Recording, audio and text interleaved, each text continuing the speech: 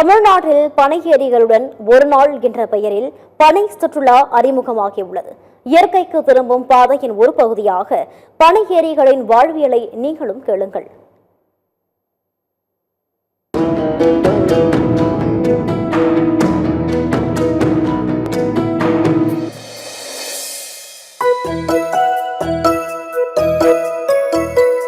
தமிழர்களின் வரலாறு மற்றும் கலாச்சாரத்தோடு இரண்டர கலந்திருக்கும் பனை மரங்களை நம்பியே இந்த பனையேரிகளின் வாழ்வியல் அடங்கியுள்ளது. அழிவின் விளிம்பில் இருக்கும் பனை தொழிலை பாதுகாக்க போராடி வரும் பனையேரிகளுடன் ஒரு நாள் பயணித்து அவர்களின் தீராத கண்ணீர் கதையை கல்லூரி மாணவர்கள் கேட்டறிந்தனர். எங்களுக்கு பாரம்பரியமான தொழில், எங்களுக்கு தெரிஞ்ச தொழில் அந்த பனை தொழில் தான். தமிழ்நாடு முழுக்க 10 லட்சம் பனையேரி, அதாவது 10 லட்சம் பனையேரி குடும்பங்களோட வாழ்க்கையை பாதுகாப்போம் பாதுகாப்போம் பாதுகாப்போம் பாதுகாப்போம் வென்றெடுப்போம் வென்றெடுப்போம் வென்றெடுப்போம் பனை ஏரிகளின் உரிமைகளை வென்றெடுப்போம் வென்றெடுப்போம். செங்கல்பட்டு மாவட்டம் திருக்கழுக்குன்றம் அருகே உள்ள அமிஞ்சிக்கரை கிராமத்தில் இயற்கைக்கு திரும்பும் பாதை என்ற தலைப்பில் கல்லூரி மாணவர்கள் சூழலியல் பயணம் மேற்கொண்டனர்.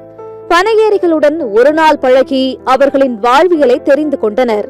1.5 மணி நேரம் 2 மணி நேரம் அவங்களோட இருந்து அவங்களோட கஷ்டத்தை நிஜமாவே கண்ணு முன்னாடி பாக்குறது வந்து ஒரு என்னால சொல்லவே முடியல. ஆக்சுவலி ரொம்ப ஐ ஓப்பனிங்கா இருந்ததுன்னு நான் சொல்லுவேன். அண்ட் அவங்க வந்து அவ்வளோ ஒரு பேஷனோட நான் வந்து என்னானாலும் இதான் பண்ணுவேன்னு சொன்னது வந்து எனக்கே ஒரு இன்ஸ்பிரேஷனா இருந்தது. ஸோ ரொம்ப நல்ல எக்ஸ்பீரியன்ஸா இருந்தது. என்னோட புரிதல் என்னன்னா, இந்த மாதிரி பறைய சார்ந்ததுலாம் அவங்க கல்லு சாராயம் அதெல்லாம் தப்பு அந்த மாதிரி நினைச்சிட்டு இருந்தேன். இங்க வரும்போது தான் தெரியுது இந்த ஒரு பெரிய கம்யூனிட்டி இதுக்குன்னே இருக்கு. இதை வந்து ஒரு வாழ்வாதாரமா வச்சு பல தலைமுறைகளா வந்து இது பண்ணிட்டு இருக்காங்கன்னு சொல்லிட்டு இப்போதான் பார்க்கும்போது எனக்கு ரொம்ப வியப்பா இருந்துச்சு, ரொம்ப இன்ஸ்பைரிங்கா இருந்துச்சு. ஏன்னா இந்த இண்டஸ்ட்ரி வந்து ரொம்ப நிறைய பணம் ஈல்ட் பண்ணக்கூடிய இண்டஸ்ட்ரி எனக்கு பார்த்து தெரிஞ்சது.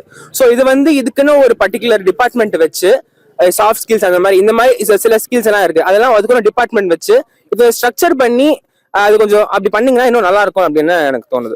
நொங்கு சாப்பிட்டோம், அப்புறம் பதனி குடிச்சோம், நல்லா இருந்துச்சு.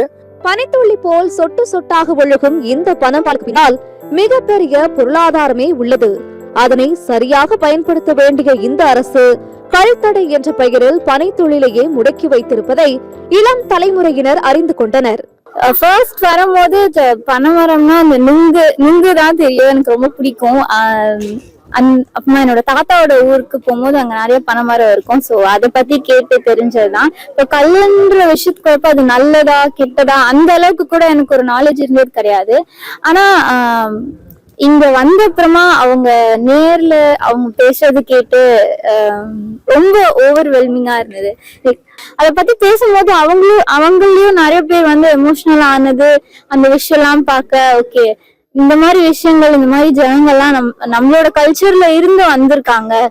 ஸோ நம்மளும் வந்து ஒரு விஷயத்துக்கு பேஷன்ஃபுல்லா இருக்கிறது, இந்த மாதிரியான விஷயங்கள் அந்த மாதிரியான ஃபீலிங்ஸ் எல்லாம் இருந்தது. பனையில் இருந்து கிடைக்கும் கள், பதநீர், நுங்கு உள்ளிட்ட உணவுகளை கல்லூரி மாணவர்கள் உண்டு மகிழ்ந்தனர். பனையேரிகள் தங்கள் மீதான அடக்குமுறைகள், மனித உரிமை மீறல்களை விவரித்து சொல்ல பனையேரிகளின் உரிமைகளுக்காக குரல் கொடுக்க வேண்டிய அவசியத்தை மாணவர்கள் உணர்ந்து கொண்டனர். இந்த பாம் டூரிசம்ல பனையர்களுடைய வாழ்வியல், பதனினா என்ன, கல்லுனா என்ன, அவங்களோட வழிகள், இதுக்கு முன்னாடி எப்படி தனித்தனியா ஒடுக்குமுறைக்கு ஆளானாங்க, மனித உரிமை மீறலுக்கு ஆளானாங்க, இன்னைக்கு மக்கள் சட்டம்னா என்னன்னு தெரிஞ்சுக்கிட்டு சட்டம் அவங்களுக்கு என்ன பாதுகாப்பு கொடுத்துருக்கு, தமிழ்நாடு சட்டம் என்ன சொல்லுது, அது மூலியமா அவங்க தொழில்களை எப்படி செம்மன செய்ய முடியும் அப்படின்னு சொல்லிட்டு அதை காட்டிட்டு இருக்காங்க. இன்னைக்கு பனை சார்ந்த உணவுப் பொருட்களை முதல் முறையா ஒரு தலைமுறை மக்களே வந்து சுவைச்சு அதோட சுவையை பரவலா இங்க அனுபவிச்சிருக்காங்க. இது வந்து தமிழ்நாடு முழுக்க நடக்கணும்னு எதிர்பார்க்கிறோம். தொடர்ச்சியா அது சம்பந்தமா முன்னெடுப்போம்.